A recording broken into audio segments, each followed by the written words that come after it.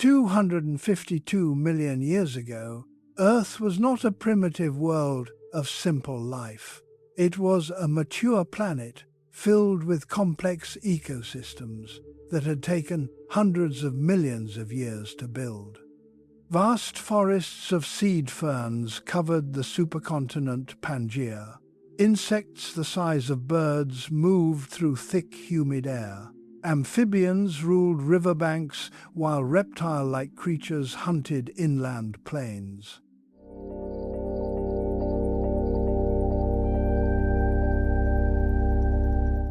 In the oceans, enormous reefs stretched for thousands of kilometers, built by sponges, algae, and shelled organisms. Predator and prey relationships were stable and ancient.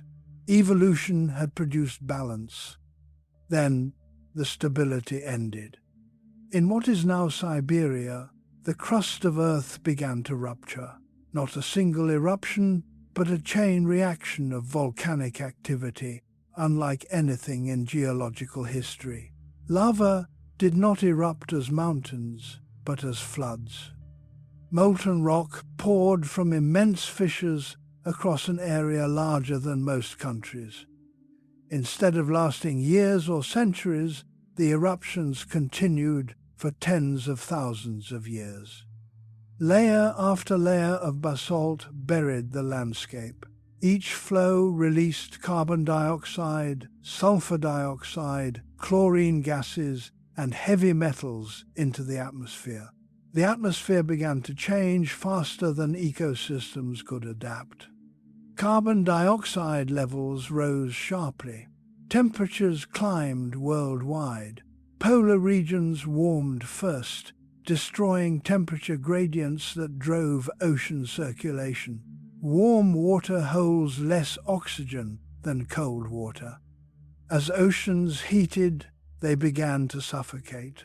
At the same time, volcanic gases mixed with atmospheric moisture, forming sulfuric acid. Acid rain fell across continents, stripping leaves from plants and sterilizing soils. Forests collapsed not in isolated regions, but across the entire supercontinent. Without plants, erosion intensified. Nutrients flooded rivers and washed into oceans, feeding explosive microbial blooms that consumed remaining oxygen. The sky itself changed color. Ash and aerosols dimmed sunlight at intervals, causing short cooling phases followed by stronger greenhouse warming. Climate stability vanished. Seasons became extreme. Some regions experienced drought lasting years, while others suffered catastrophic rainfall. The ocean floor began releasing methane trapped in frozen hydrates. As seawater warmed, these deposits destabilized. Methane entered the atmosphere, amplifying greenhouse warming many times stronger than carbon dioxide alone. The planet entered a feedback loop where warming caused more gas release, which caused more warming. Temperatures on land rose beyond tolerance limits for many organisms. Tropical regions reached lethal heat levels where animals could not regulate body temperature. Even at night, conditions remained dangerous because cooling no longer occurred. Large animals were especially vulnerable due to metabolic demands. In shallow seas, coral-like reef builders died first. Without them, wave action destroyed reef structures that had existed for millions of years. Food webs collapsed. Predators starved not because prey disappeared immediately, but because entire ecological pyramids destabilized. Meanwhile, deeper oceans suffered a different fate. Oxygen depletion expanded into vast anoxic zones. Bacteria that thrive without oxygen multiplied rapidly and produced hydrogen sulfide gas. This toxic gas accumulated in water columns and eventually escaped into the atmosphere near coastlines. Hydrogen sulfide poisons cellular respiration in animals and damages plant tissues. It may also have weakened the ozone layer, allowing harmful ultraviolet radiation to reach the surface. The extinction did not occur in a single moment. It unfolded in pulses over tens of thousands of years. Each pulse removed more species than the previous one. First, sensitive marine organisms disappeared. Then, larger reptiles. Finally, even hardy plants struggled. Fossil evidence shows a sharp boundary where diverse assemblages of organisms are replaced by nearly empty rock layers. Entire groups vanished permanently, including trilobites that had survived earlier extinctions for hundreds of millions of years. Reef ecosystems were erased almost completely. Insects suffered the only known mass extinction in their history. On land, river systems carried the remains of dead organisms into basins where they accumulated in thick deposits. The world smelled of decay. With few scavengers left, decomposition slowed, leaving organic matter to rot in oxygen-poor conditions. By the peak of the crisis, approximately 90% of marine species and 70% of land vertebrates were gone. This was not merely a reduction in biodiversity, it was a collapse of ecological structure. Predator-prey networks vanished. Nutrient cycles broke down. Habitats that required cooperation between species ceased to function. The extinction threshold had been crossed. Earth had not simply lost inhabitants, it had lost the systems that support complex life. At the end of the Permian period, the planet entered a new state. Forests no longer stabilized climate, oceans no longer circulated efficiently, the atmosphere held unfamiliar chemical ratios. Surviving organisms were scattered remnants, adapted more to endurance than to competition. The world that followed would not be a quick recovery, but a long struggle for life to exist at all. The final phase of the extinction was not dramatic in the sense of a sudden explosion, it was quieter and more relentless. Species did not vanish in a single catastrophic day. Instead, populations thinned year after year until breeding pairs could no longer find each other. Ecological roles disappeared one by one. A predator without prey does not die immediately, it declines slowly.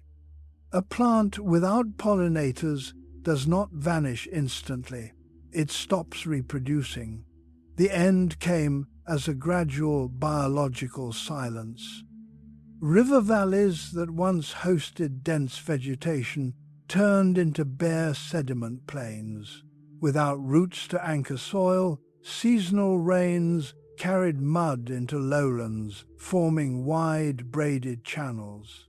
Fossil layers from this interval show thick deposits of fine red clay, indicating intense erosion and little organic matter. The color comes from oxidized iron, a sign of exposed land surfaces under harsh atmospheric conditions rather than shaded forest floors. On land, many animals attempted migration toward cooler latitudes. Evidence from trackways suggests movement patterns toward polar regions where temperatures remained survivable slightly longer. But migration could not solve atmospheric poisoning or food scarcity. Herbivores encountered landscapes stripped of plant diversity.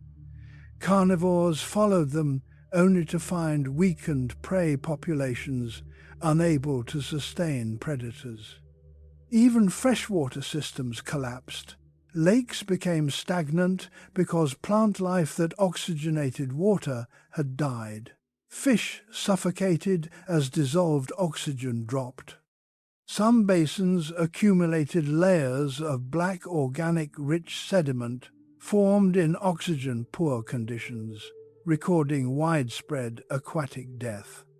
The oceans suffered a deeper transformation than simple warming.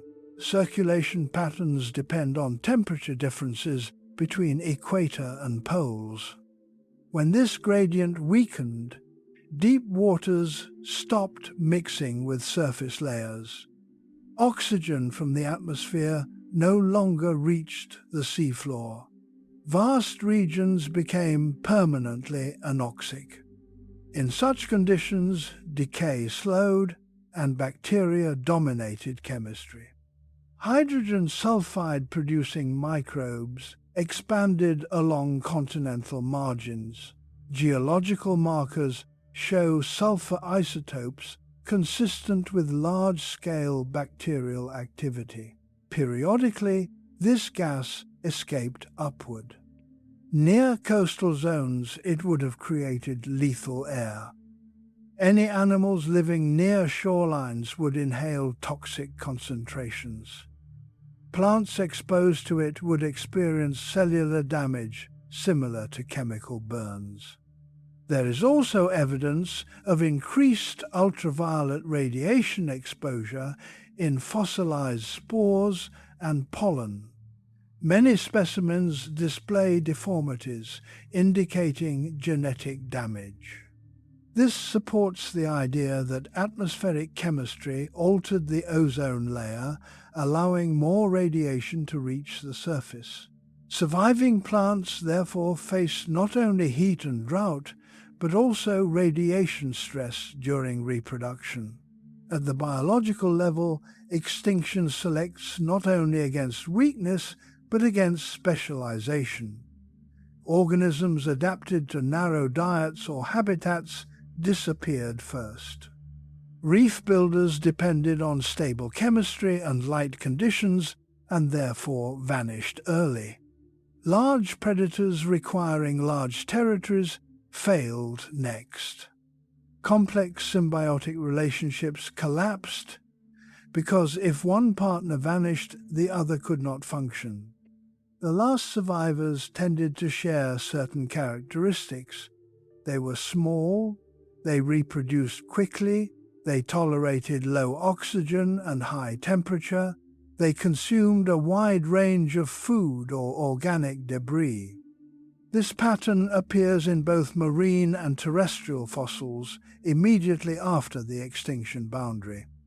The concept of ecological vacancy is important here. Normally, every environment contains organisms occupying specific roles. After the extinction, many of these roles remained empty.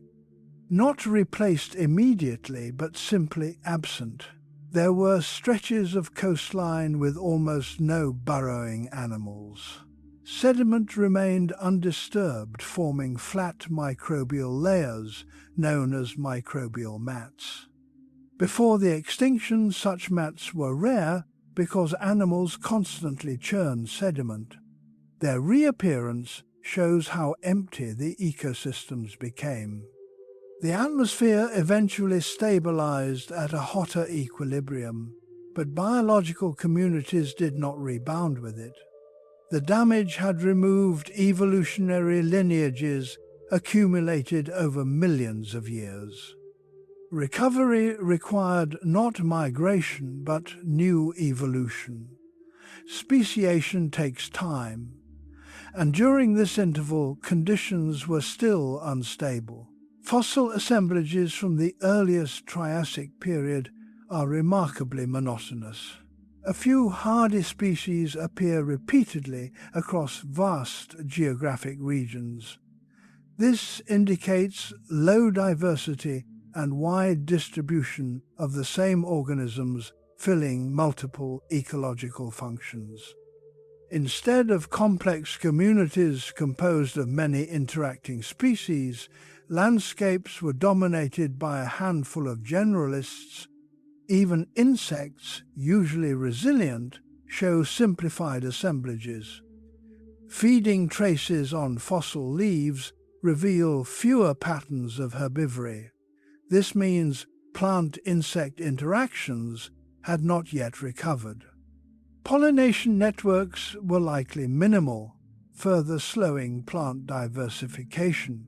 The extinction therefore ended not with a sudden boundary, but with a prolonged ecological vacuum. The biosphere had lost its complexity. Energy still flowed from sunlight and chemical reactions, yet few organisms were present to use it efficiently. Earth remained habitable in principle, but not welcoming. What followed was not immediate renewal. The planet entered a recovery phase, defined less by growth and more by survival. Life persisted in scattered refuges, waiting for environmental stability to last long enough for evolution to begin rebuilding ecosystems from the most basic levels upward. When the extinction subsided, the Earth did not return to a balanced state. Instead, it entered a prolonged interval where death exceeded birth across much of the planet. The early Triassic world was not empty, but it was quiet and unstable. Fossil layers from this period show vast geographic regions containing only a few recurring species. The diversity that once characterized the Permian biosphere had collapsed into a sparse network of survivors. The oceans revealed the most extreme transformation. Sedimentary rocks deposited immediately after the extinction contained dark laminated layers lacking burrows or disturbance. In normal marine environments, animals constantly churn the seafloor while feeding and moving. Their absence allowed fine particles to settle undisturbed. This created flat microbial carpets similar to those that dominated Earth before complex animals evolved. For a time, the seafloor resembled a much older planet. Chemical signatures indicate extremely low oxygen levels across large marine basins. In some places, oxygen approached zero from surface to bottom. Fish and active swimmers could not inhabit such water. Only bacteria and simple organisms capable of anaerobic metabolism persisted. This was not a temporary seasonal event, but a stable condition lasting thousands of years. Hydrogen sulfide accumulated in these stagnant oceans. Evidence from sulfur-rich mineral deposits suggests repeated episodes of toxic upwelling. When deep water reached the surface, the gas would enter coastal air. Such releases could kill both marine and terrestrial organisms along shorelines. The smell of decay and sulfur would have been widespread near shallow seas. Marine ecosystems simplified dramatically. Instead of complex reefs, there were mostly soft-bodied organisms and a few shelled survivors. Ammonoid cephalopods, which reproduce rapidly, became among the earliest to reappear, but even they were represented by very few species compared to lay open landscapes of sediment and scattered hardy plants. Coal formation nearly stopped worldwide because peat-forming swamps no longer existed. This absence of coal deposits in early Triassic rocks is one of the clearest geological signs of ecosystem collapse. Temperatures remained extremely high. Climate models based on isotope data suggest tropical land temperatures exceeding levels tolerable for sustained animal activity during parts of the day. Many animals likely survived by remaining inactive during peak heat and becoming active during cooler intervals. Behavioral adaptation replaced ecological complexity. Rivers carried large sediment loads because vegetation cover was minimal. Floodplains shifted frequently. Without stable plant communities, soils developed poorly. Nutrient cycles, therefore, remained disrupted. Even when plants colonized an area, they often failed to establish long-term communities due to repeated environmental stress. The atmosphere held elevated carbon dioxide concentrations. This produced intense greenhouse conditions and also altered plant physiology. Some plant groups that depended on cooler conditions could not return quickly. Instead, opportunistic species capable of rapid growth spread across open ground, forming low-diversity plant assemblages. The land, this pig-sized herbivore, appears in huge numbers compared to any other vertebrate of the time. Its anatomy suggests it tolerated low oxygen and high temperature, possibly through efficient lung ventilation and burrowing behavior. The presence of one dominant species across different environments shows how few competitors remained. Predators existed, but were rare and small relative to earlier Permian carnivores. Food webs were short. Energy moved from sparse plants to a few herbivores and then to limited predators. Scavenging probably played a larger role than active hunting, because many deaths were due to environmental stress rather than predation.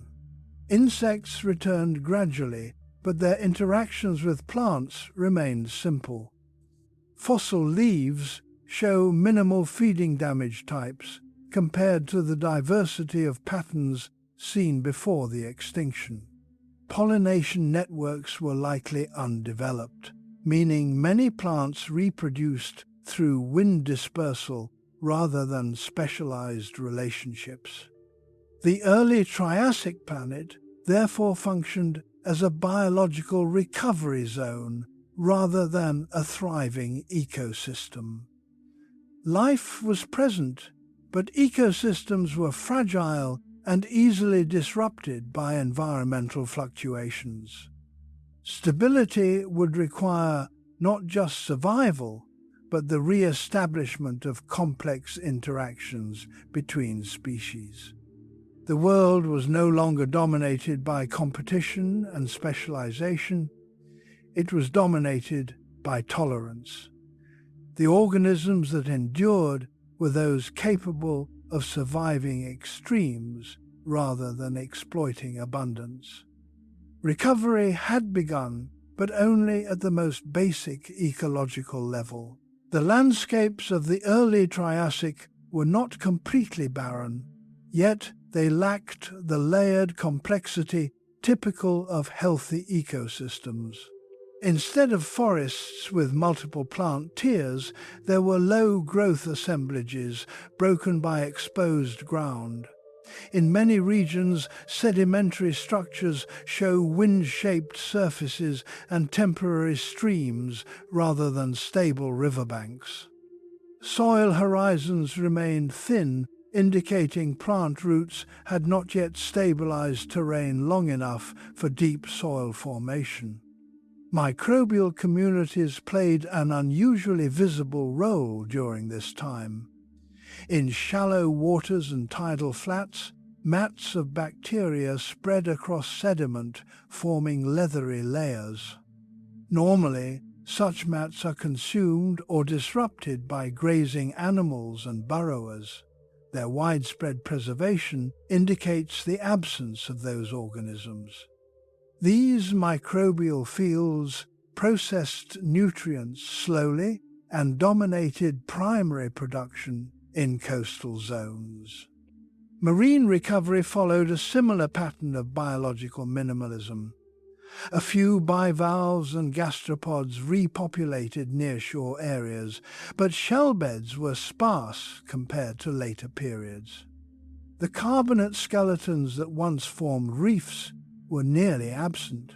Instead, seafloors accumulated fine muds mixed with microbial deposits. This meant fewer hiding places and fewer stable habitats for marine animals, further slowing diversification. Geochemical data from marine rocks show frequent fluctuations in oxygen levels rather than steady improvement.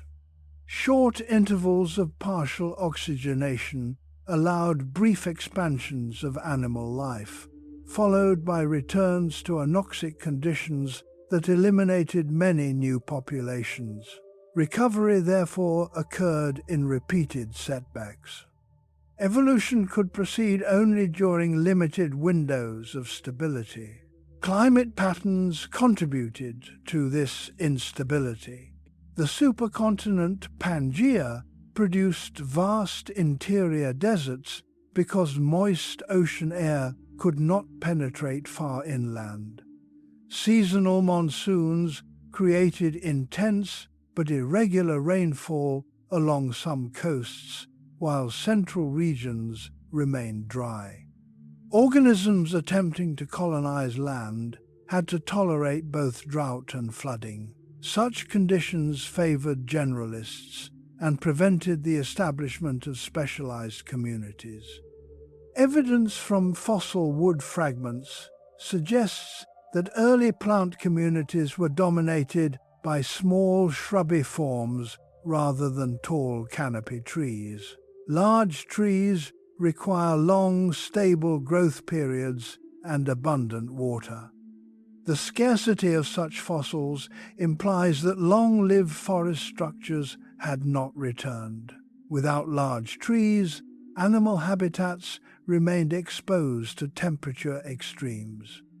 The dominance of Listosaurus illustrates how a single adaptable organism could fill multiple ecological roles.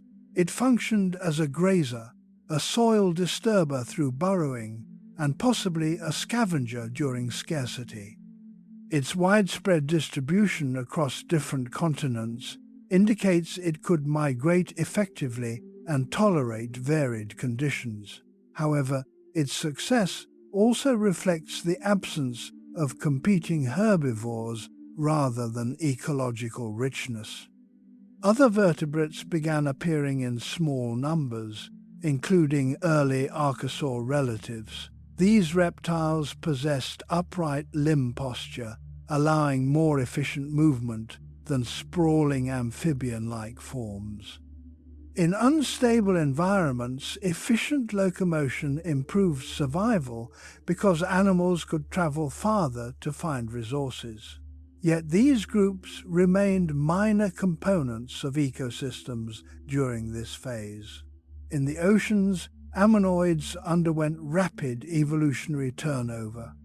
Species appeared and disappeared quickly, suggesting populations repeatedly expanded and collapsed. Their life strategy relied on producing many offspring in short cycles, which allowed them to exploit brief, favorable conditions. They acted as biological indicators of temporary environmental improvement rather than long-term stability. The food chains of this period were short and fragile. A decline in plant growth immediately affected herbivores, which in turn affected predators. Without redundancy in species roles, ecosystems could not absorb disturbances. Even moderate climate shifts could reset communities to near-empty states. Geological layers record repeated cycles of colonization and collapse. Atmospheric composition gradually improved as volcanic emissions decreased and weathering processes removed excess carbon dioxide. However, this improvement was slow compared to the rate of biological loss. The planet spent millions of years in a transitional state where physical conditions approached habitability, but biological complexity lagged far behind. This mismatch between environmental stabilization and ecological rebuilding defines the aftermath of the extinction.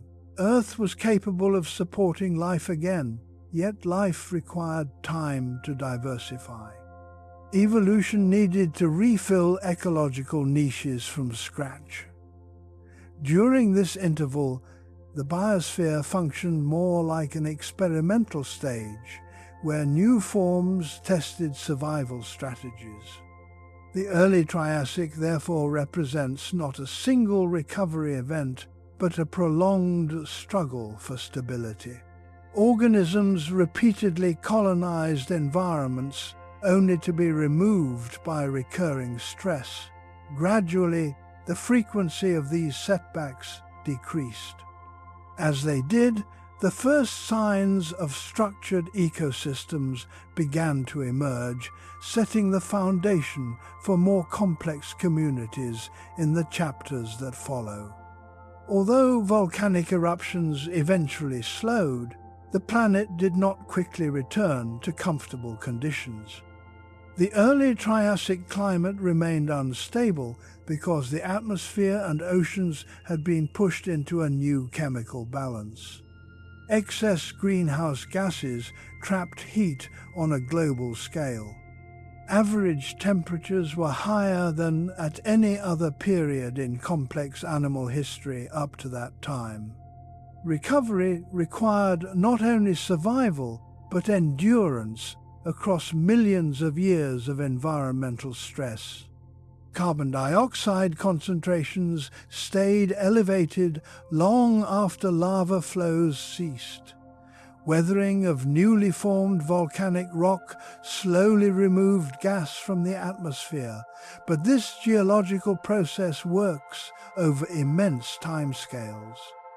During this interval, Earth functioned as a persistent greenhouse world. Polar ice did not exist. Temperature differences between equator and poles were reduced, weakening global wind patterns and ocean circulation. The oceans became stratified. Warm surface waters formed a stable layer above cooler, deeper water, preventing vertical mixing. Oxygen from the atmosphere could not easily reach depth. As a result, many marine basins remained depleted in oxygen even after surface conditions improved. Animals capable of active swimming avoided these zones, confining marine life to narrow, habitable layers. In deeper regions, bacterial communities dominated chemical cycles. Sulfate-reducing microbes continued producing hydrogen sulfide. Even when not lethal, this gas interferes with respiration in animals and damages gill tissues. Marine vertebrates, therefore, remained scarce. Fossil assemblages show a long delay before complex predator fish returned in significant numbers. On land, heat affected physiology directly. Many vertebrates rely on evaporative cooling or behavioral thermoregulation. Under extreme greenhouse conditions, nighttime temperatures remained high, preventing recovery from daytime heat stress. Large-bodied animals with low surface area relative to volume struggled the most. This helps explain why early Triassic faunas consist mainly of small to medium-sized species. Plants also faced chemical challenges. Elevated carbon dioxide can enhance photosynthesis, but only when water and nutrients are sufficient. In arid interior regions, drought limited growth despite high carbon levels.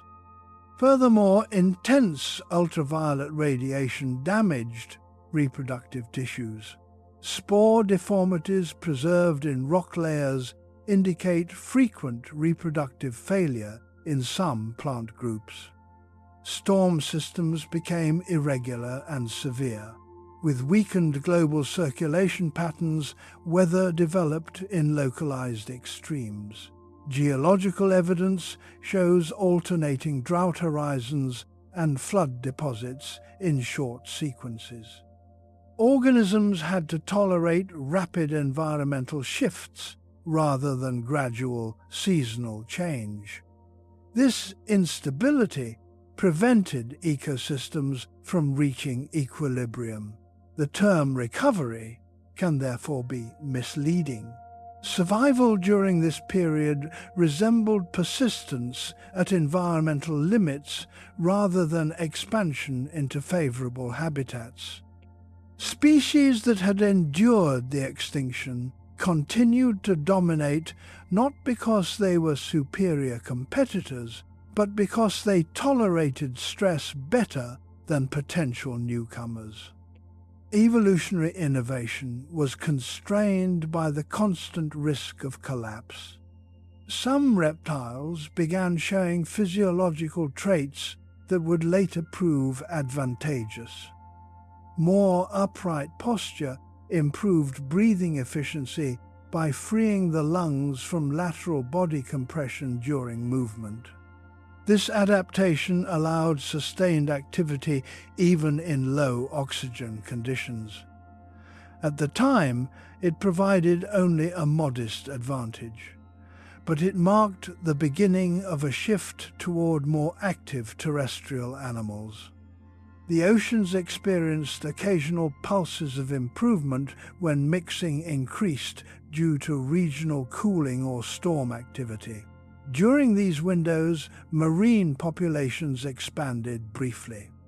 Shell beds from certain horizons indicate temporary increases in biodiversity. However, many of these expansions ended abruptly when anoxic conditions returned. Recovery progressed in uneven steps rather than a smooth trend. Chemical weathering on land gradually drew down atmospheric carbon dioxide through reactions between rainwater and exposed basalt.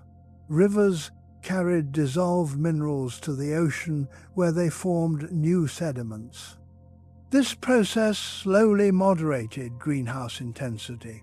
Geological records suggest a gradual temperature decline over several million years, though still warmer than pre-extinction climates. The persistence of extreme conditions had evolutionary consequences. Instead of restoring old ecosystems, life began forming new structures, adapted to a warmer and less predictable world. Many pre-extinction groups never reappeared because conditions no longer favored their ecological strategies. Recovery therefore meant transformation rather than restoration. By the middle of the early Triassic, the planet remained harsh but increasingly stable compared to the immediate aftermath. Biological communities were still simple, yet extinction rates decreased. This reduction in continual crisis allowed lineages to diversify slightly.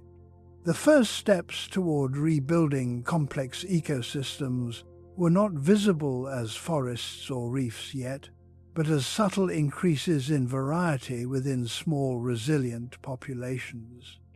As millions of years passed, the environment did not suddenly improve. Instead, the frequency of extreme crises slowly decreased. The early Triassic world remained hot and chemically unusual, but the swings between catastrophic conditions became less common. This shift was critical. Evolution requires time without constant interruption. When disturbances occur too frequently, populations cannot stabilize long enough for new traits to spread. The gradual calming of environmental chaos allowed natural selection to begin shaping long-term adaptations rather than short-term survival responses. Atmospheric carbon dioxide continued to decline through chemical weathering and burial of carbon in sediments. Each year, the change was minimal. Yet, across geological time, the cumulative effect altered climate patterns. Day and night temperature differences increased slightly, restoring more predictable cooling cycles. Animals could now recover from heat stress during darkness, which improved survival of larger body sizes. Rainfall patterns also became more consistent. River channels started showing signs of stability, with repeated occupation of the same paths rather than constant relocation. This allowed plant communities to establish longer-lived root systems. Fossil soils from this interval display deeper horizons and more organic content, evidence that vegetation was beginning to anchor landscapes again. Plant diversity expanded slowly. Instead of only scattered shrubs, small tree-like plants appeared in certain regions. They did not yet form dense forests, but created patches of shade and moderated ground temperature. These localized improvements in habitat allowed more animal species to coexist. Even slight increases in vegetation complexity provided new food sources and shelter. Insect populations responded quickly to these changes. Fossil leaves show a growing variety of feeding marks, including holes, edge bites, and mining trails inside leaf tissue. Such patterns indicate specialized feeding behaviors returning after their near disappearance. The re-establishment of plant-insect interactions marked a major step toward rebuilding ecological networks because insects play key roles in pollination and nutrient recycling. Marine environments experienced similar incremental improvement. Oxygen began penetrating deeper water layers in some basins. Burrowing organisms reappeared in limited areas, disturbing sediment and increasing oxygen exchange between water and seafloor. This process further enhanced habitability by preventing stagnation. However, the recovery remained patchy. Some regions supported diverse communities, while others stayed hostile. Predatory animals began diversifying slightly as prey populations stabilized. Instead of only scavenging on environmentally weakened organisms, they could now rely on consistent food sources.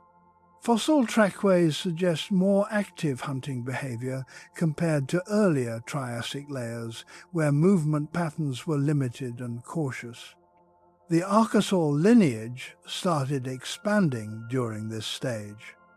These reptiles possessed anatomical features that improved breathing efficiency and locomotion. An upright stance reduced energy costs during walking and allowed longer travel distances in search of resources. In a world where habitats remained scattered, this mobility became a significant advantage. Archosaurs did not yet dominate ecosystems, but their numbers increased relative to other reptile groups. In the oceans, ammonoids diversified into new forms, adapted to different depths and feeding strategies. Their shells varied in shape and ornamentation, reflecting experimentation in buoyancy control and predator avoidance. Because ammonoids evolved rapidly, paleontologists use them to track environmental stability. Their increasing diversity signals that marine conditions were becoming more reliable. Despite these improvements, the planet was still far from its former complexity. Coral-like reef builders had not yet returned, and many ecological roles remained empty. Food webs were short compared to later periods. Yet, for the first time since the extinction, communities could persist across multiple generations without repeated collapse.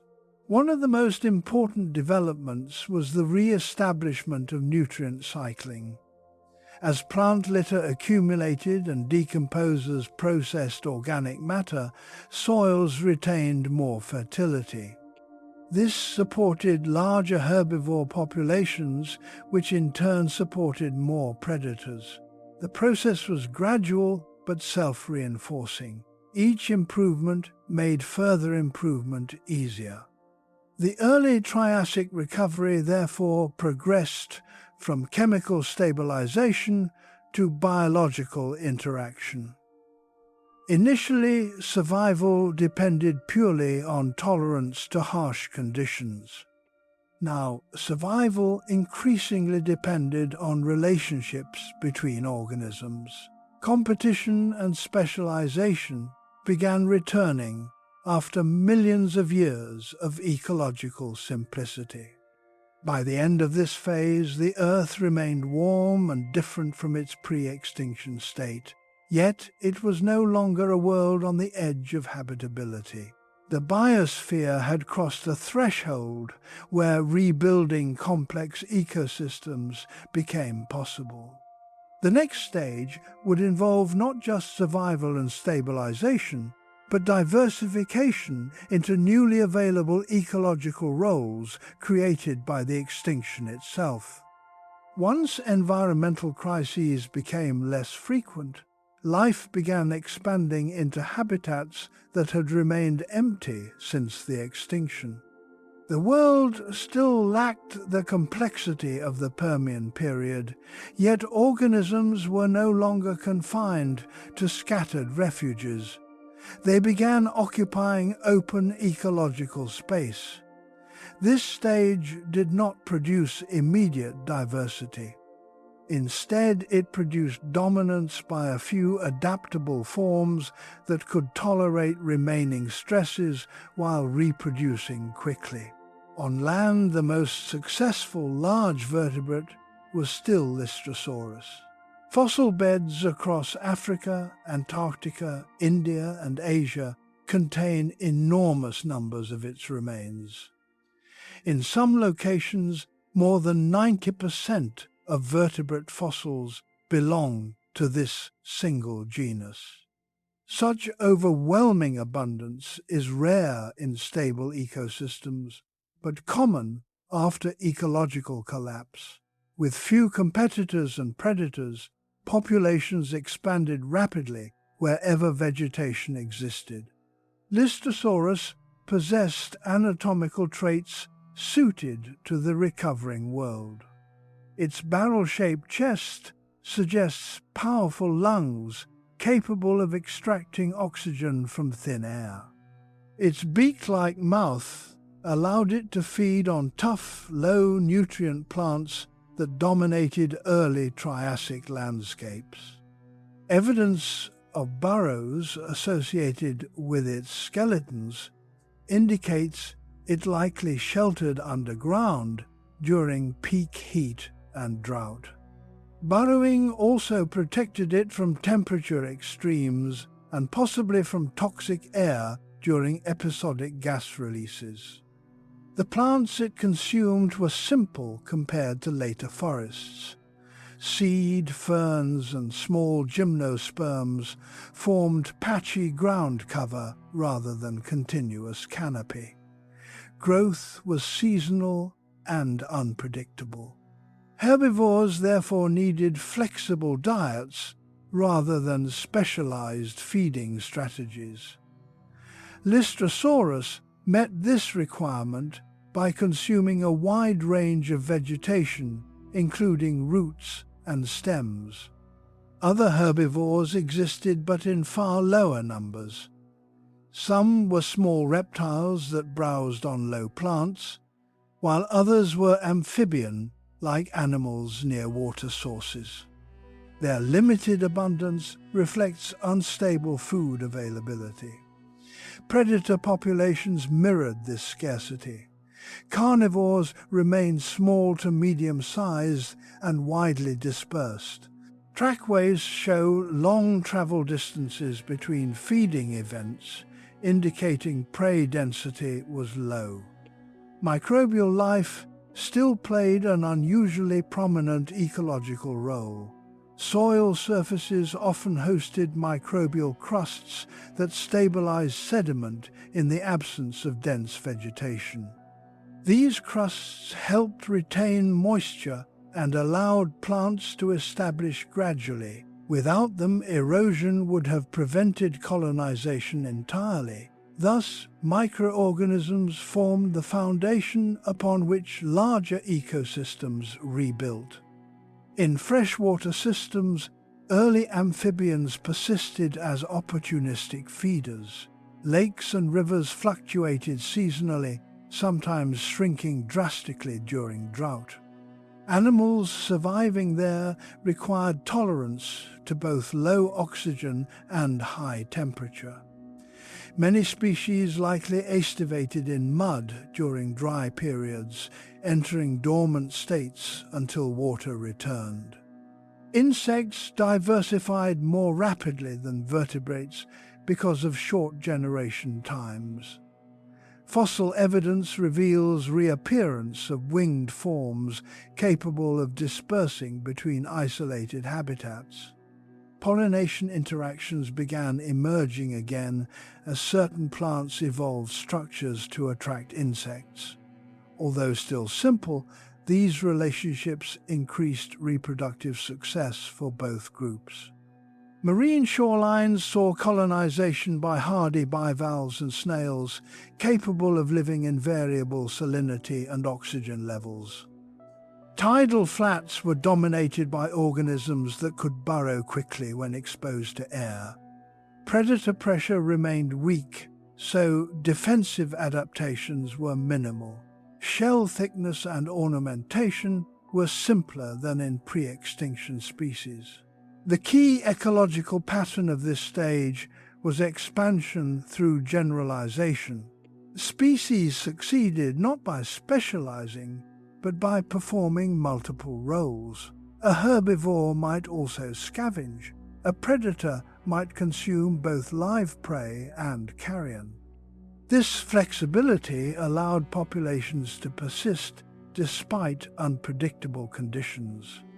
Although diversity remained low, population sizes of certain survivors became large enough to influence environments.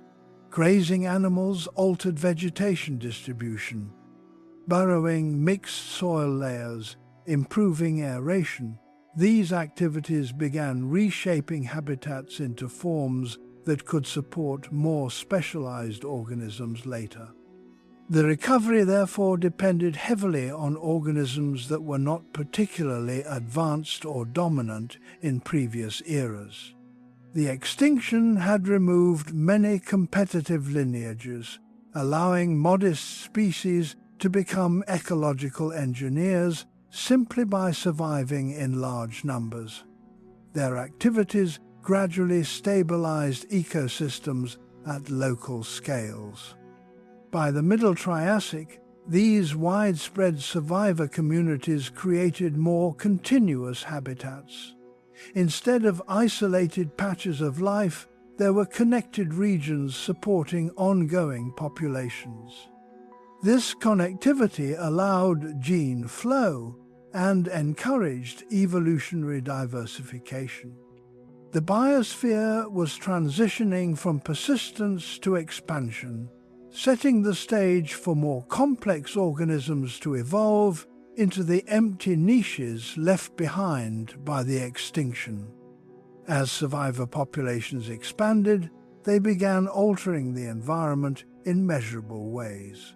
Large numbers of grazing animals reduced dense patches of vegetation and promoted more even plant distribution.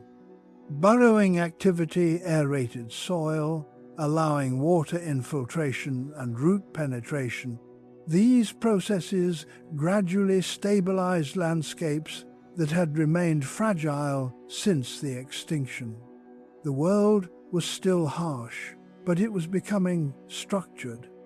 Plant communities responded first.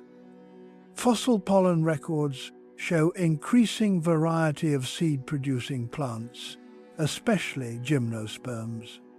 Taller forms appeared along river margins, where water supply remained consistent.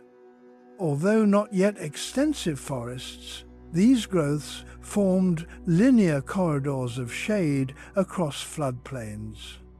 Such corridors provided cooler microhabitats where additional animal species could survive daytime heat. These localized environments supported diversification among small reptiles. Some species evolved elongated limbs for faster movement across open ground, while others adapted to climbing in sparse vegetation. Variation in body shape increased, indicating animals were beginning to specialize for particular feeding or locomotor strategies, rather than relying only on general survival traits.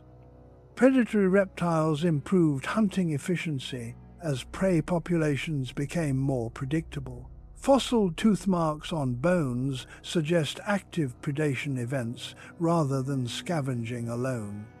Bite placement indicates targeted attacks on limbs and neck regions, showing behavioral adaptation toward coordinated hunting methods.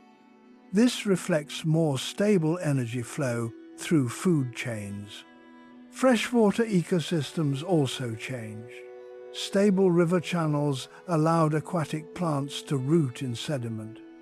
Insects with aquatic larvae stages expanded in number, creating a dependable food source for amphibians and fish. Although fish diversity remained modest, their populations increased in density compared to earlier Triassic layers. This marks the beginning of consistent freshwater ecosystems after millions of instability. In coastal marine environments, burrowing organisms became common again.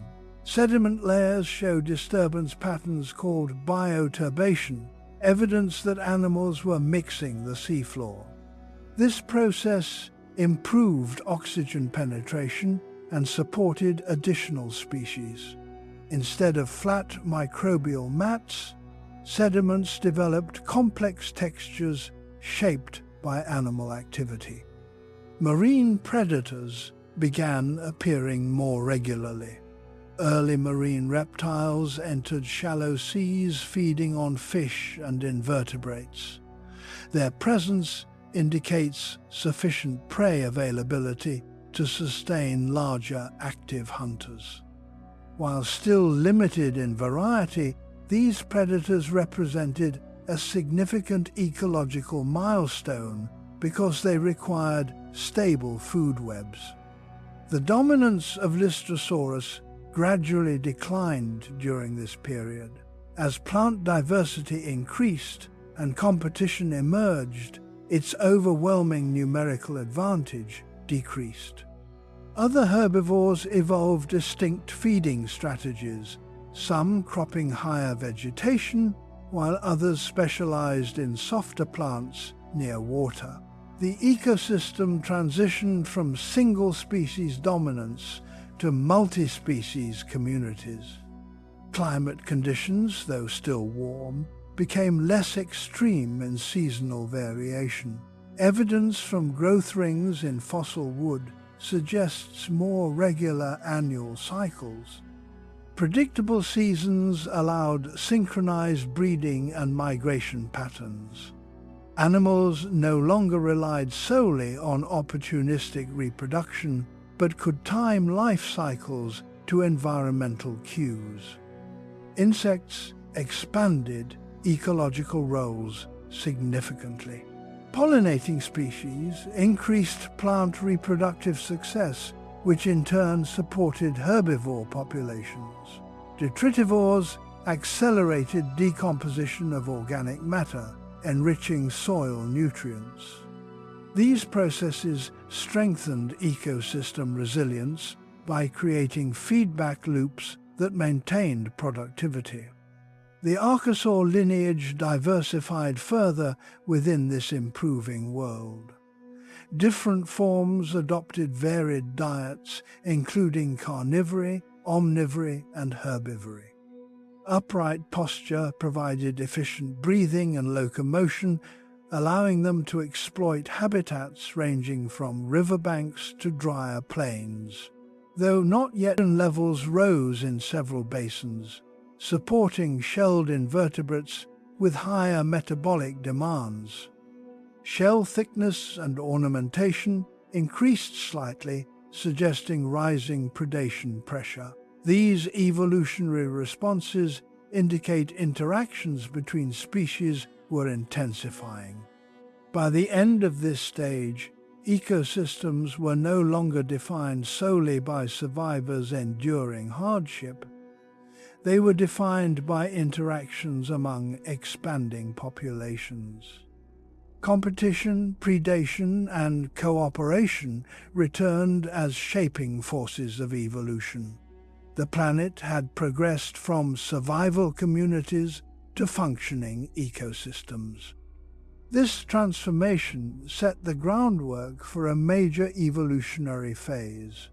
With environments stabilizing and ecological roles reopening, organisms could begin experimenting with new body plans and lifestyles. The next chapter would see rapid diversification as life moved beyond recovery and into innovation within the newly available niches created by the extinction. As ecosystems stabilized, the most important consequence of the extinction became clear. Nearly every ecological role that had once been occupied was now open. Predators were few, herbivores were limited, and entire functional groups no longer existed. Evolution rarely experiences such opportunity. With competition reduced, natural selection favored experimentation. New body plans and behaviors appeared over relatively short geological intervals. Among terrestrial vertebrates, the archosaurs began expanding rapidly. This group included ancestors of crocodiles, pterosaurs, and dinosaurs. Early archosaurs differed from earlier reptiles by having a more upright posture. Their limbs were positioned beneath the body rather than sprawling outward. This alignment improved locomotion efficiency and reduced energy expenditure during movement. In a recovering world where food sources remained scattered, the ability to travel long distances without exhaustion became decisive. Some archosaurs evolved elongated hind limbs suited for faster running across open terrain. Others developed heavier skulls with stronger jaw attachments for capturing prey. Diversity in skull structure reflects diversification in diet. Certain species targeted small vertebrates, while others consumed insects or carrion. These differences allowed multiple archosaur species to coexist without direct competition. Large amphibian-like predators still existed in wet environments, but they were restricted to water margins and floodplains. Archosaurs, by contrast, exploited drier regions where earlier predators struggled due to respiratory limitations. Their improved breathing mechanics allowed sustained activity even in warmer air. Over time, this advantage allowed them to spread geographically beyond the habitats dominated by amphibians. Herbivorous reptiles also diversified. Some species developed broader rib cages, indicating enlarged digestive systems capable of processing tougher vegetation. Others evolved beak-like mouths for cropping plants efficiently. Because plant communities were becoming more varied, Herbivores that specialized on particular plant parts gained nutritional advantages. This marked the gradual return of dietary specialization after a long period of generalist feeding. The oceans experienced similar experimentation. Early marine reptiles entered coastal waters from terrestrial ancestors. Their limbs gradually adapted for swimming, while lungs remained necessary for breathing air. Some species hunted fish in shallow environments, while others fed on shelled invertebrates.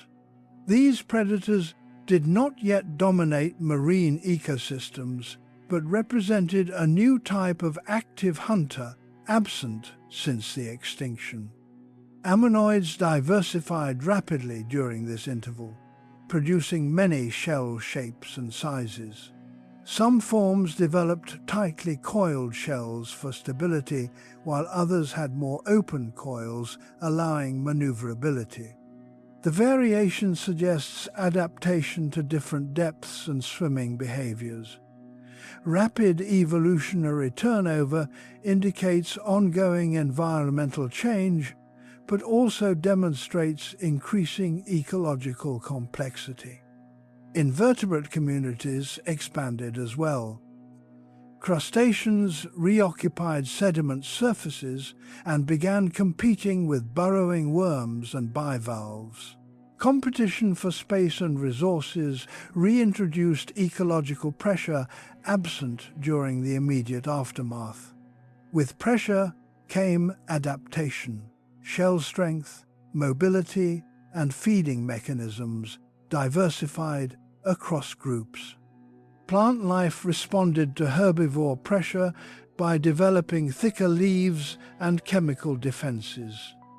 Fossilized plant tissues show increased structural reinforcement compared to earlier Triassic specimens.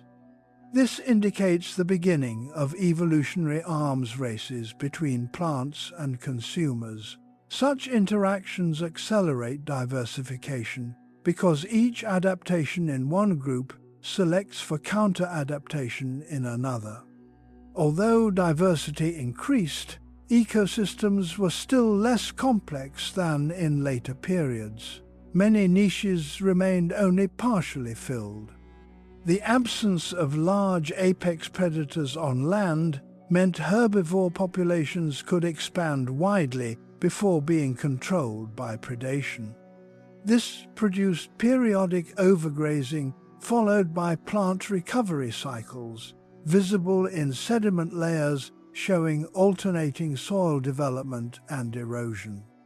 Climate continued moderating slowly. Seasonal patterns became clearer, encouraging migration behaviors in some species. Trackways indicate repeated travel routes across floodplains, suggesting animals moved between feeding and breeding grounds. Such behavior reflects. With increasing species variety, competition intensified, and organisms began occupying more precise roles. The world was transitioning from a landscape shaped by a few dominant survivors into a structured biosphere where multiple lineages interacted continuously. Among archosaurs, diversification accelerated. Some forms developed long necks suited for browsing vegetation above ground level, reducing competition with low-feeding herbivores.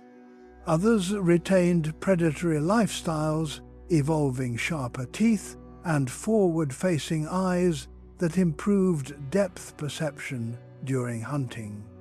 Limb proportions varied widely, indicating adaptation to running, ambush predation, or semi-aquatic behavior. These differences marked the beginning of ecological partitioning within a single evolutionary lineage. Small bipedal reptiles, close relatives of the earliest dinosaurs, became more common in certain environments.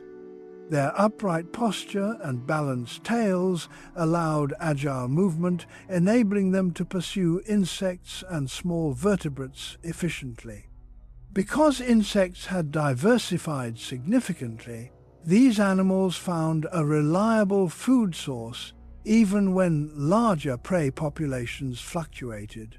Their success depended not on size, but on flexibility and speed. Herbivorous communities diversified alongside them. Some species evolved grinding tooth surfaces capable of processing fibrous plants, while others retained simpler teeth suited for softer vegetation. These differences allowed multiple herbivores to share the same region without exhausting a single plant type. The return of varied feeding strategies stabilized plant populations by preventing overgrazing of any one group. Predation pressure increased as carnivores became more specialized. Bite marks preserved on fossil bones show patterns consistent with repeated hunting rather than opportunistic feeding. Some predators targeted juveniles of larger species, while others focused on small, agile prey. This distribution of hunting strategies reduced direct competition and supported higher predator diversity than earlier recovery stages. Freshwater habitats also reflected growing complexity. Fish species diversified into bottom feeders, surface feeders, and active swimmers occupying open water. Amphibians became less dominant as reptiles adapted more effectively to variable water levels. The presence of multiple trophic levels in lakes and rivers indicates stable nutrient cycles had been restored. Marine ecosystems underwent parallel changes. Early marine reptiles expanded beyond coastal zones into deeper waters. Their body shapes became more streamlined, suggesting improved swimming efficiency. Some hunted fast-moving fish, while others specialized in crushing shelled organisms. These predators contributed to regulating invertebrate populations, promoting balanced community structure. Reef-building organisms began tentative recovery. Though not yet comparable to Permian reefs, clusters of carbonate-producing organisms formed localized reef mounds. These structures created habitats for small fish and invertebrates, greatly increasing biodiversity in surrounding waters. Reefs act as ecological centers, and their reappearance marked a major step toward marine ecosystem restoration. Ammonoid diversity reached higher levels during this phase. Rapid reproduction allowed them to respond quickly to environmental changes, and their shells exhibit defensive adaptations such as thicker walls and complex sutures. These features suggest rising predation pressure from marine reptiles and fish. The interaction between predator and prey was now a primary driver of evolution. On land, plant communities diversified into distinct ecological zones. Riverbanks supported taller vegetation, while drier uplands hosted smaller, hardy plants. This spatial variation created habitat mosaics where different animal groups could specialize. Migration between zones became a seasonal behavior for some herbivores following plant growth cycles. Insects developed increasingly specialized relationships with plants. Certain species fed only on particular leaves or seeds, and evidence of pollination structures appears in fossilized reproductive organs of plants. These mutualistic interactions improved plant reproduction and supported insect diversity, strengthening ecosystem resilience. The dominance of earlier disaster taxa diminished further as new lineages established themselves. Communities now contained multiple herbivores, several predator types, and various small omnivores. Food webs lengthened and energy flow stabilized. Local extinctions still occurred, but they no longer caused complete ecological collapse. This stage represents the true turning point of recovery. Evolution had moved beyond opportunistic expansion into structured coexistence. Organisms were no longer merely filling empty niches temporarily. They were shaping ecosystems through sustained interactions. These developing systems would support even greater complexity in marine environments as oceans approached full biological recovery. While life on land diversified, the oceans required more time to rebuild. Marine ecosystems had suffered deeper chemical disruption than terrestrial ones because oxygen depletion affected entire water columns. Even as coastal regions improved, deeper basins remained difficult environments for complex organisms. The restoration of marine food webs depended on gradual chemical stabilization.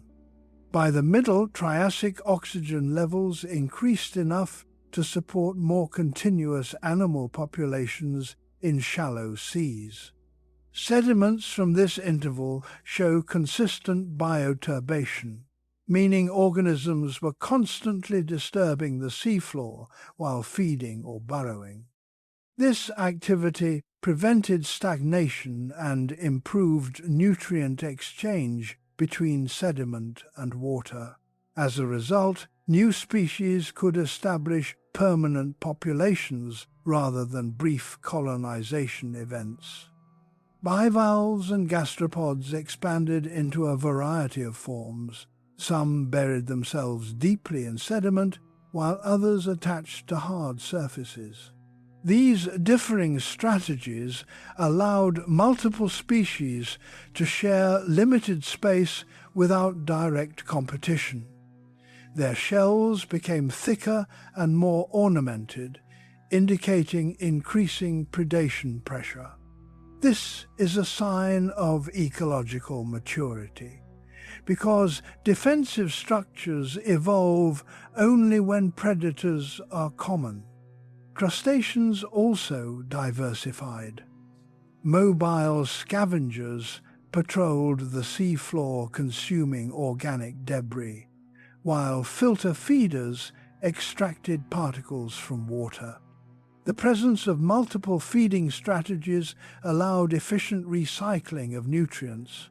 Instead of organic matter accumulating unused, it circulated through food chains, supporting higher trophic levels. Ammonoids flourished during this phase and spread across nearly all marine environments. Their rapid life cycles enabled them to adapt quickly to local conditions. Some species occupied surface waters, while others descended to greater depths during part of their life. This vertical distribution increased overall ecosystem productivity because energy moved through multiple layers of the ocean. Fish populations expanded both in number and variety. Jaw structure diversified to accommodate crushing, slicing, and suction feeding. Such variety reflects access to different prey types. Schools of small fish appeared in shallow waters, providing consistent food for larger predators. Fossil assemblages now contain multiple species within the same strata rather than single dominant forms. Marine reptiles became significant predators. Early ichthyosaurs developed streamlined bodies and powerful tails suited for sustained swimming. They hunted actively rather than ambushing from concealment. Their presence required stable prey populations and indicates marine ecosystems had reached a level capable of supporting high-energy animals. Nearshore environments saw the gradual formation of reef-like structures. Sponges, algae, and calcifying organisms accumulated into mounds that served as shelter for fish and invertebrates. These early reefs were not yet extensive barriers, but they marked the return of habitat complexity in the ocean. Within them, small organisms found protection from predators and strong currents. Chemical indicators in marine rocks show improved oxygen penetration into deeper waters, though still variable across regions. Where oxygen reached the sea floor, diverse communities formed, including echinoderms and other sensitive organisms that require stable conditions. Their reappearance signals that lethal anoxic zones were shrinking. Food chains lengthened as plankton populations increased. Microscopic photosynthetic organisms captured sunlight and supported zooplankton, which in turn fed fish and larger predators. This layered structure restored efficient energy transfer across the ecosystem.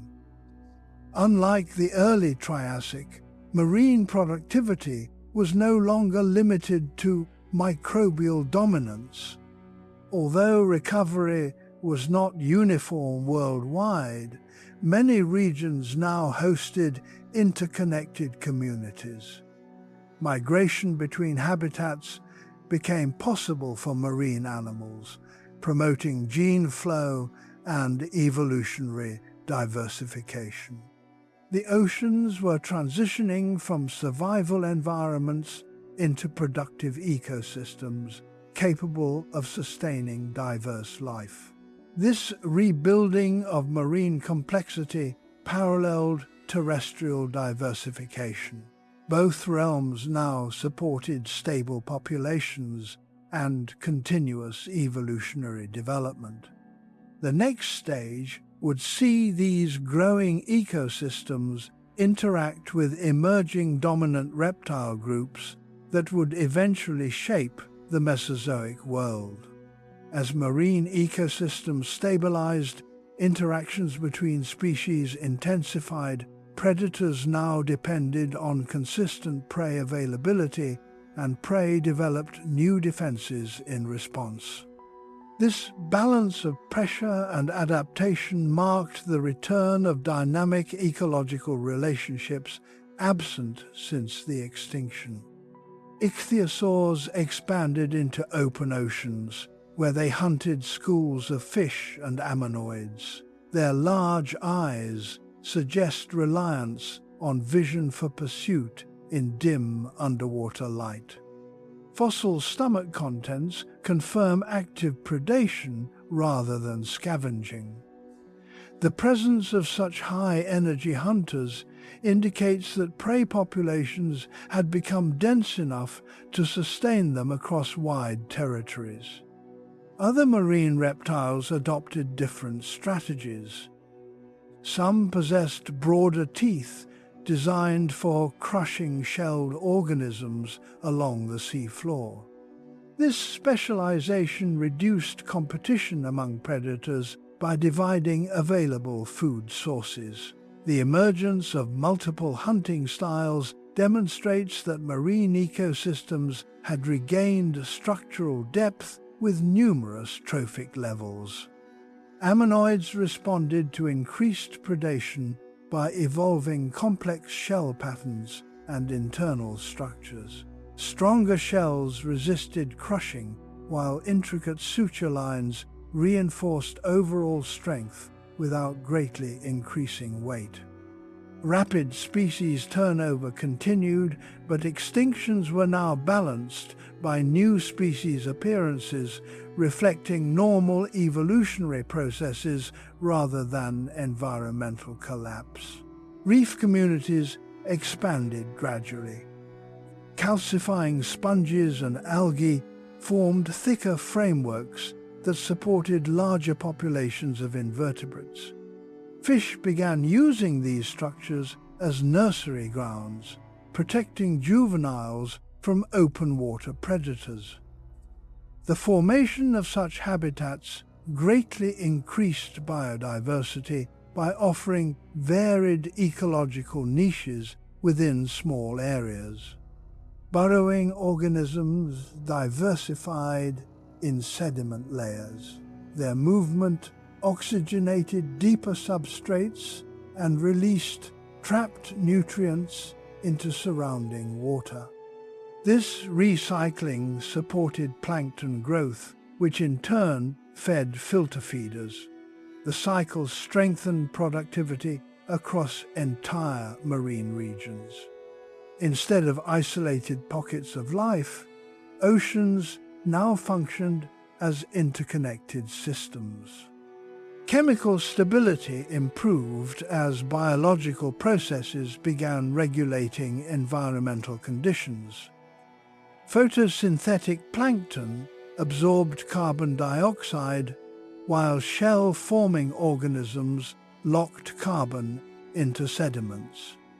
Over time, this biological activity contributed to moderating atmospheric composition, demonstrating that life itself was influencing planetary chemistry again. Fish communities reached higher complexity. Some species developed streamlined forms for sustained swimming in open water, while others became ambush predators, hiding within reef structures. Differences in fin placement and jaw mechanics reflect adaptation to varied feeding techniques.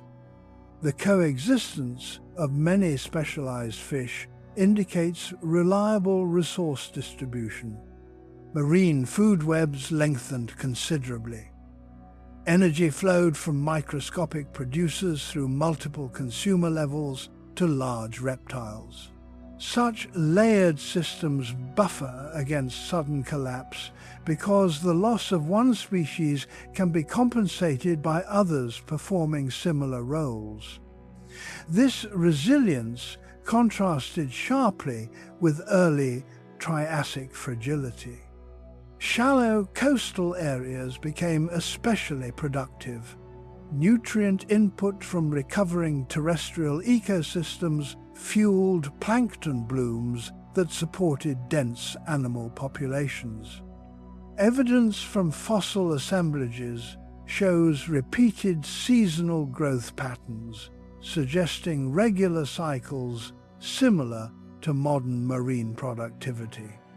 Despite overall improvement, some deeper basins still experienced intermittent oxygen shortages. However, these events affected limited areas rather than global oceans. Local extinctions occurred but did not spread worldwide. Marine ecosystems had regained the capacity to absorb disturbances without total breakdown. The full rebuilding of oceans had important consequences for land life as well. Coastal food sources supported animals living near shorelines, and stable climates influenced continental weather patterns. The biosphere was once again interconnected, with marine and terrestrial systems influencing each other. By the end of this phase, the oceans no longer resembled the microbial-dominated seas following the extinction. They contained predators, prey, shelters, and nutrient cycles functioning in balance. This recovery provided the foundation for major evolutionary developments among reptiles on land, where new dominant groups were beginning to rise. With both land and sea ecosystems stabilizing, evolutionary competition intensified. Many reptile groups had diversified during recovery, but one lineage began expanding more consistently than others. These were the archosaurs, whose anatomical features allowed efficient breathing and movement in the warmer Triassic climate. Over time, they spread into a wide range of environments, from floodplains to uplands. Archosaurs separated into several major branches. Some became heavily built quadrupeds, suited for ambush predation along rivers and lakes. Others remained lightly built and active, capable of sustained running. This variation allowed the group to occupy roles that had once belonged to many unrelated Permian animals. Instead of a single dominant form, archosaurs developed multiple ecological strategies within one evolutionary framework. Early relatives of crocodilians emerged among the heavier forms. Their bodies were low, but limbs were positioned beneath the torso, giving them stronger walking ability than later crocodiles. They hunted both in water and on land, feeding on fish and small terrestrial animals. Their adaptability allowed them to persist in environments that fluctuated between wet and dry seasons. Alongside them existed small bipedal archosaurs that would eventually lead to dinosaurs. These animals were not yet dominant. They were modest in size and competed with other reptiles for food. However, their upright gait and balanced posture provided endurance advantages. They could remain active for longer periods while searching for prey or avoiding predators. Plant-eating archosaurs also appeared. Some developed longer necks and beaks for cropping vegetation at different heights. As plant communities diversified, these feeding strategies allowed multiple herbivores to coexist. Herbivore variety in turn supported more carnivores, strengthening ecosystem complexity.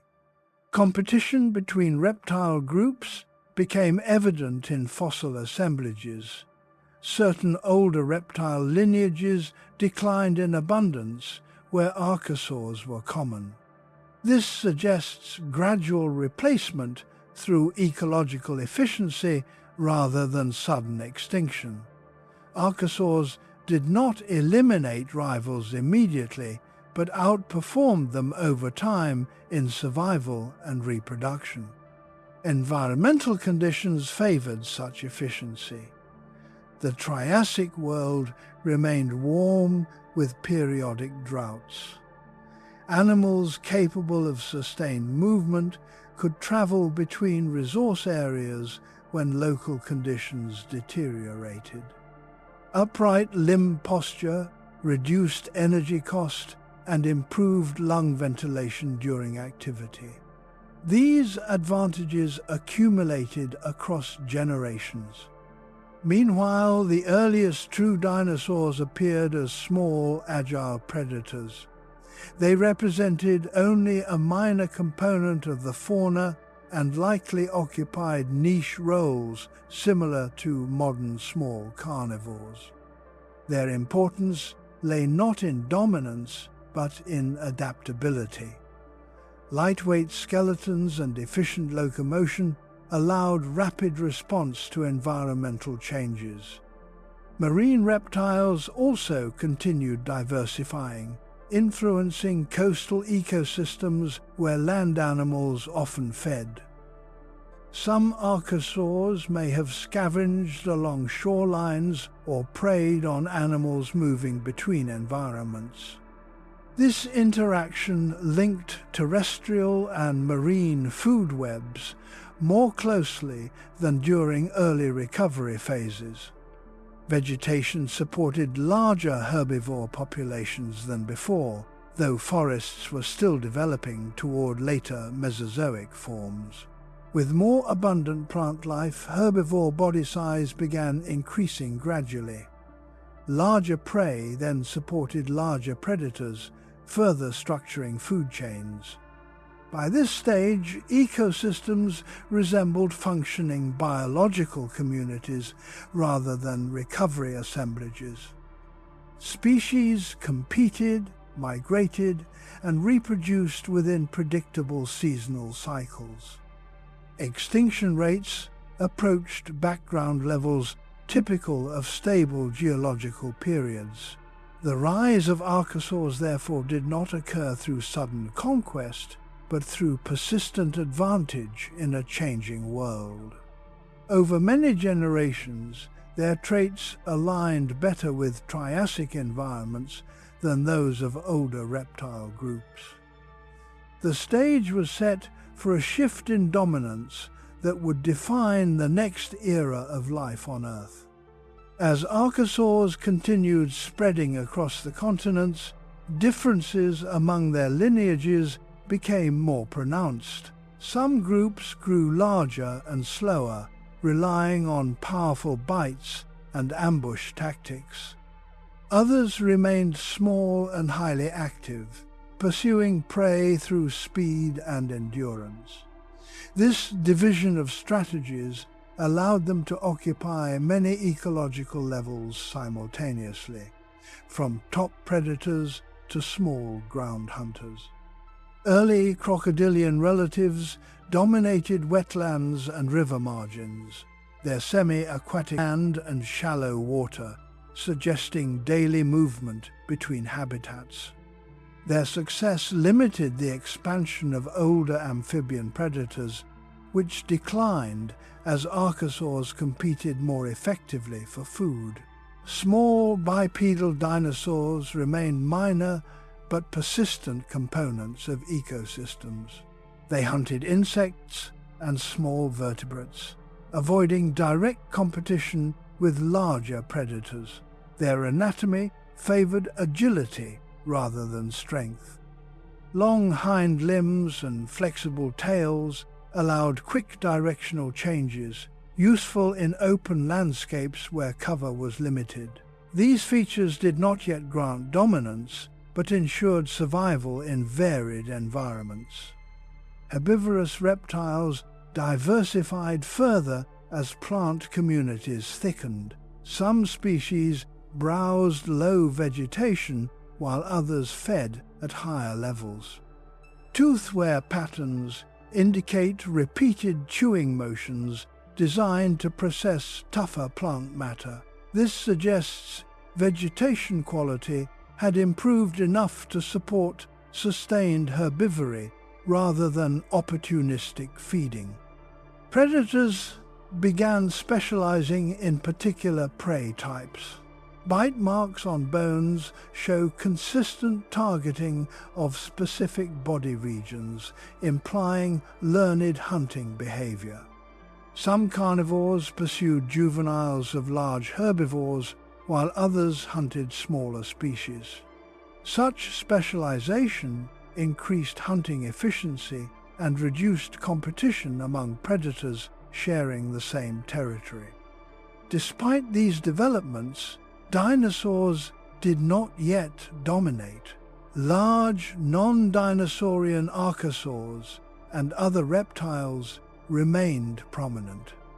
The ecological landscape was shared among many groups, with no single lineage overwhelming the others.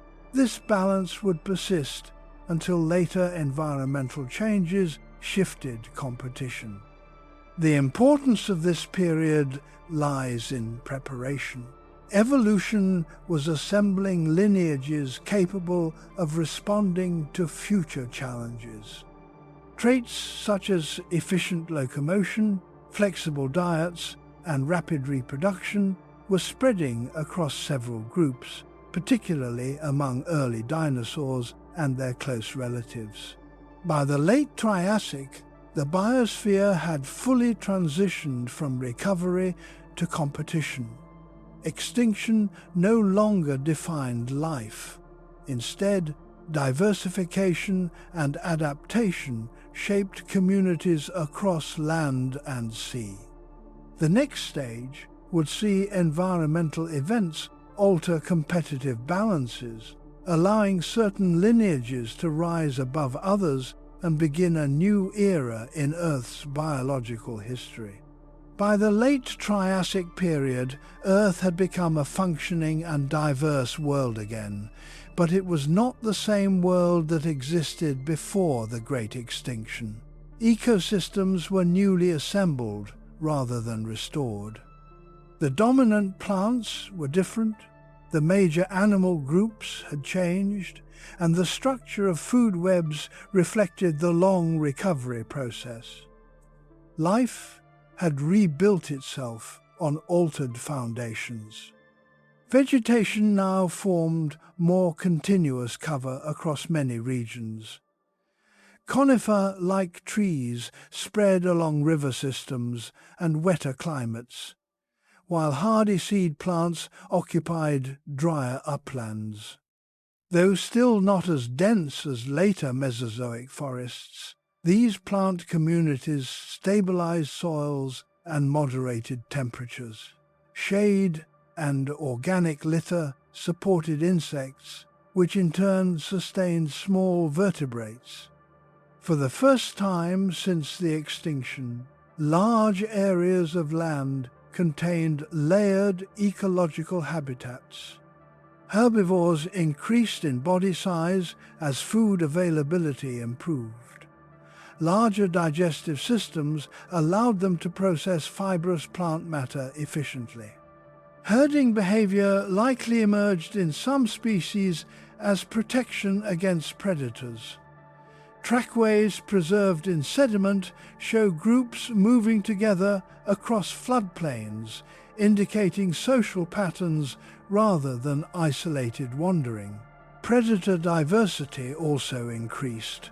Medium-sized carnivores hunted actively across open ground, while heavier ambush hunters remained near water sources. Early crocodilian relatives occupied aquatic environments, and marine reptiles dominated nearby seas. This distribution of predators across different habitats reduced direct competition and allowed each group to maintain stable populations.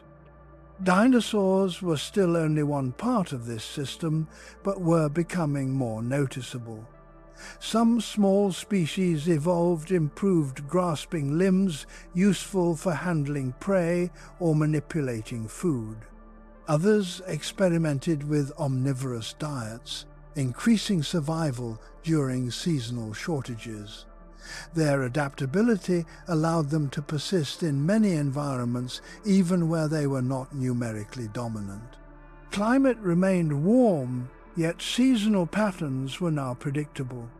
Monsoon cycles brought regular rainfall to coastal regions, supporting plant growth and migration patterns. Animals could synchronize breeding with favorable conditions. Such predictability promoted long-term population stability and reduced random die-offs that had characterized earlier recovery phases. Earth had moved from devastation to renewal over tens of millions of years. Oceans regained complexity, land ecosystems reformed, and life diversified beyond its previous state. The organisms that ultimately dominated were not the survivors of the catastrophe alone, but the descendants of those that adapted during recovery.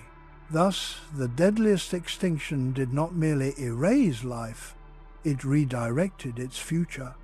From a world nearly empty emerged a new biological age, one shaped by creatures whose ancestors endured the harshest conditions and evolved within the opportunities left behind. Long after ecosystems stabilized and dinosaurs began expanding across continents, the deeper legacy of the Great Extinction remained written into the structure of life itself. The Permian world had been shaped by ancient lineages that dominated for hundreds of millions of years. The Triassic world, by contrast, was assembled rapidly from survivors and their descendants. This difference meant that evolution after the extinction followed new rules. Before the catastrophe, ecosystems were conservative. Many species were highly specialized, and stable environments allowed them to persist with little change. After the extinction, stability no longer guaranteed survival. Adaptability became more valuable than perfection. Species capable of tolerating multiple climates, diets, and habitats produced more descendants than those finely tuned to a single condition. Over time, this principle influenced entire evolutionary pathways. The rise of archosaurs and eventually dinosaurs reflected this shift. Their success did not come from overwhelming strength, but from versatility. Efficient lungs, upright movement, and varied feeding strategies allowed them to occupy diverse environments. These traits were selected not during the catastrophe, but during the unstable recovery that followed. The extinction acted as a filter, but the recovery acted as a training ground. Plant life carried similar marks of change. Post-extinction vegetation emphasized resilience. Many Triassic plants reproduced quickly and spread widely rather than forming delicate, specialized relationships. Only after long stability returned did complex plant communities begin forming forests similar to later ages. The pattern shows that ecosystems rebuild from simplicity toward complexity, rather than restoring their previous forms directly. Marine life also reflected this principle. The new reef systems differed from Permian reefs in structure and composition.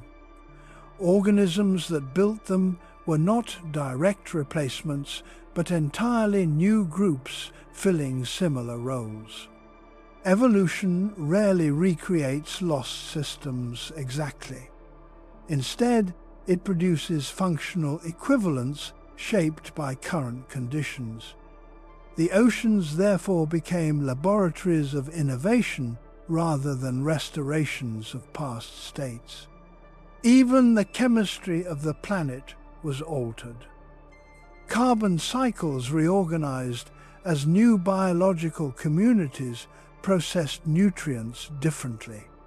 Sediments deposited during the Triassic contain signatures of organisms that did not exist before the extinction. This indicates that life does not merely inhabit Earth, but actively reshapes its environment during recovery. Another consequence was the speed of diversification. When ecosystems are full, new species emerge slowly, because competition restricts opportunity. After the extinction, ecological space was abundant. This allowed rapid evolutionary radiation. Many Triassic lineages appeared quickly, filling roles that once required millions of years to develop. The pattern demonstrates how extinction events accelerate evolution by removing barriers rather than by creating new abilities. However, the recovery was uneven. Some groups never regained previous diversity. Entire families of organisms that had thrived in the Permian vanished permanently despite environmental improvement. Their ecological roles were assumed by unrelated species with different anatomies and behaviors. This shows that extinction reshapes history irreversibly. The future cannot perfectly mirror the past because evolutionary pathways change direction. Over tens of millions of years, the biosphere reached a new equilibrium. Food webs lengthened, predator-prey relationships stabilized, and climates moderated. Yet the foundation of this stability differed fundamentally from the earlier world. The Triassic ecosystems were products of adaptation to crisis rather than uninterrupted growth. The importance of this transformation extends beyond the rise of dinosaurs. It established patterns repeated throughout Earth history.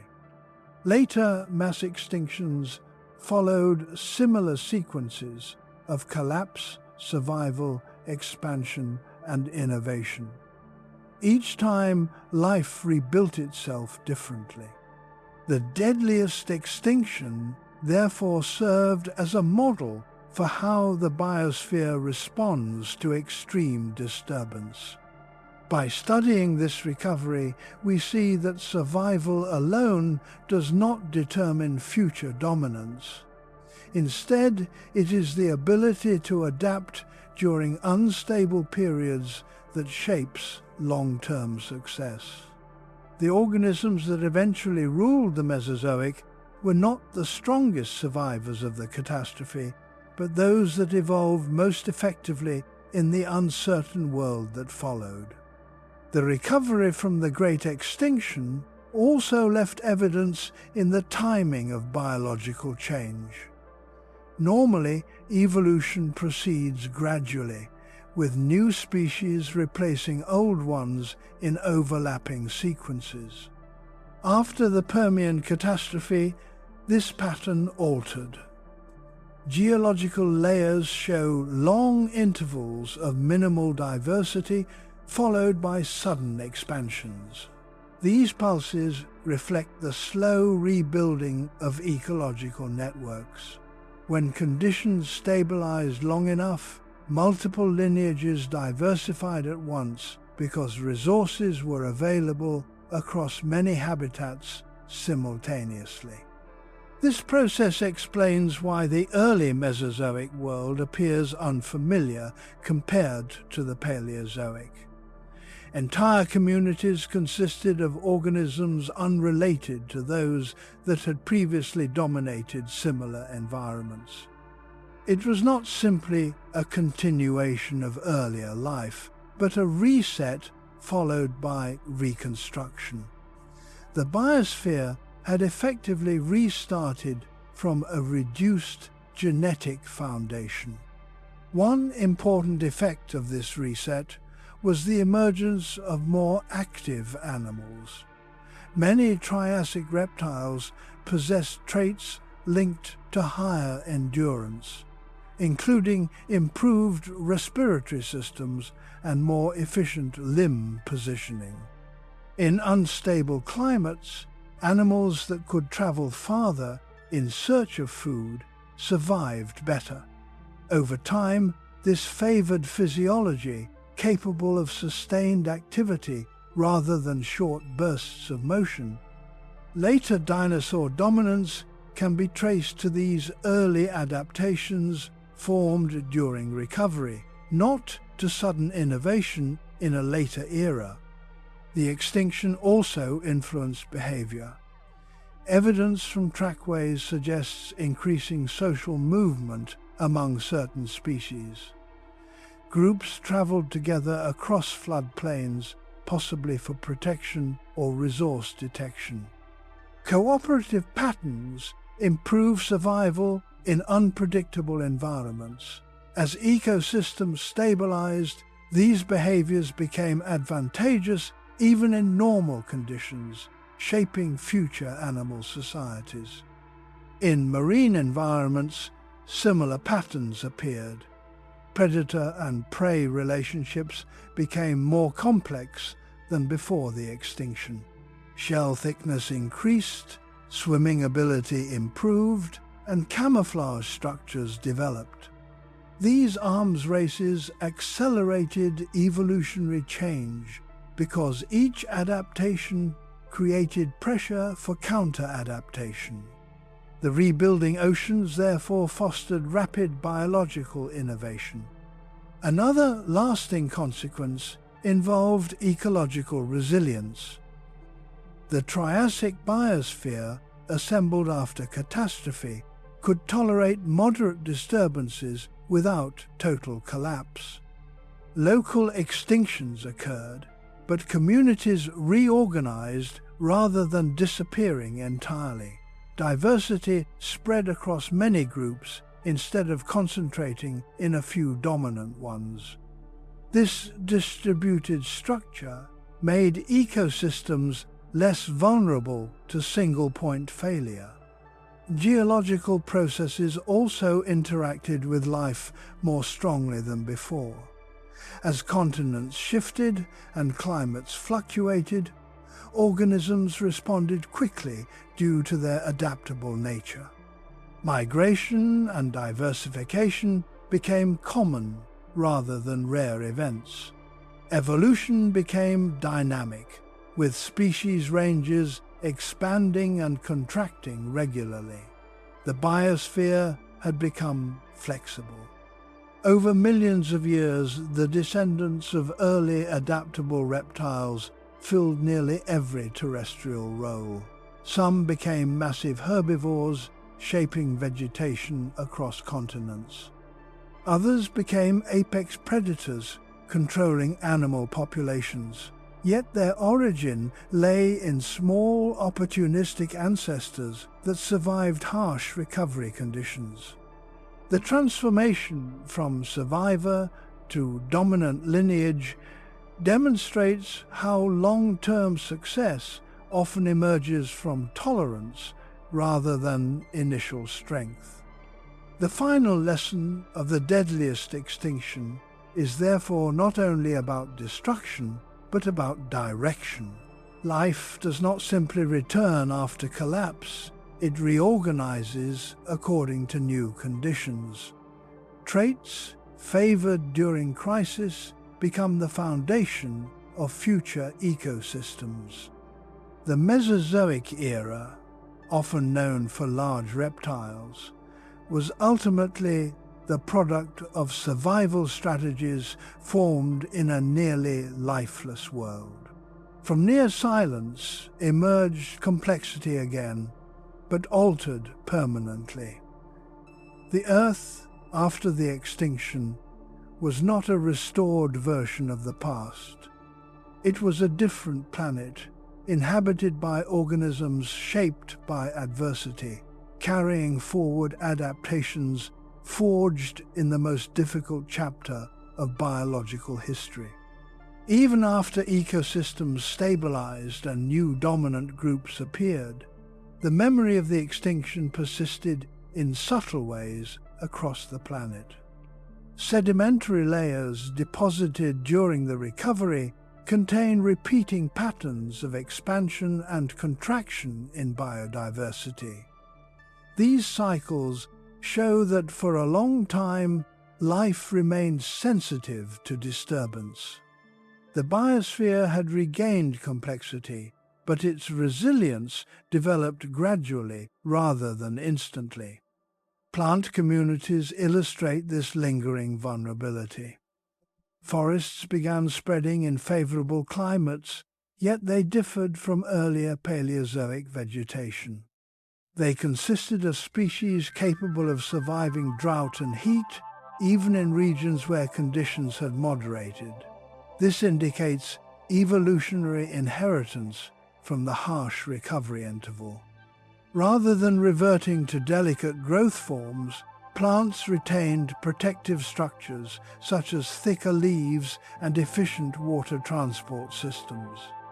Animals also carried these inherited traits. Many reptiles showed rapid growth during early life stages, allowing juveniles to reach safer body sizes quickly.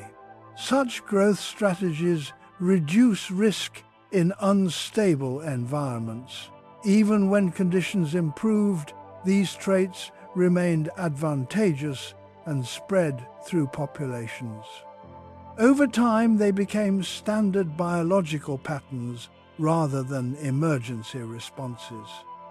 Ocean ecosystems reveal similar evidence. Reef systems diversified, but they were composed of organisms tolerant of fluctuating chemistry. Instead of highly sensitive reef builders dominating immediately, more resilient species established first and maintained importance for millions of years. The structure of marine communities therefore reflected a cautious rebuilding rather than immediate specialization. The distribution of species across continents further demonstrates the long influence of the extinction. During the Triassic, many organisms occupied wide geographic ranges because competition was limited. Later, as ecosystems filled, some species retained this broad tolerance and continued to inhabit varied climates. Such widespread adaptability became a defining characteristic of many Mesozoic animals. The evolutionary pathways established during recovery influenced future extinctions as well. Groups that evolved under unstable conditions proved better able to survive later environmental changes. Those that specialized rapidly during stable intervals were often more vulnerable. This pattern repeats throughout geological history and originates from the adaptations formed in the aftermath of the Permian crisis. Geochemical records show that biological processes gradually moderated atmospheric composition over millions of years. Increased plant productivity, reduced carbon dioxide levels, and influenced global temperature. Marine organisms deposited carbon in sediments, slowly altering ocean chemistry. Life was not merely reacting to environmental change, but actively reshaping it. Another important legacy involved ecological hierarchy. Before the extinction, many ecosystems were dominated by a few large groups. After recovery, dominance became more distributed. Multiple lineages shared similar roles across different regions. This redundancy improved stability because the loss of one group did not eliminate an ecological function entirely. The biosphere became less dependent on any single lineage. The emergence of dinosaurs and other Mesozoic animals, therefore, cannot be understood without the prolonged recovery period that preceded them. Their ancestors evolved traits during environmental instability that later allowed expansion under stable conditions. Dominance was a delayed consequence of survival strategies rather than an immediate effect of the extinction event itself. The deadliest extinction reshaped the trajectory of evolution by favoring flexibility, endurance, and dispersal ability. These qualities influenced not only which organisms lived, but how ecosystems were organized. The modern concept of dynamic ecological balance, where communities adjust continuously rather than remaining fixed, began in this ancient recovery interval. Millions of years after life nearly vanished, the planet supported rich environments once again. Yet every forest, reef, and animal lineage carried traces of the catastrophe in their structure and behavior. The world that followed was not simply alive again. It was adapted to the possibility of change, shaped by a past where survival required constant adjustment.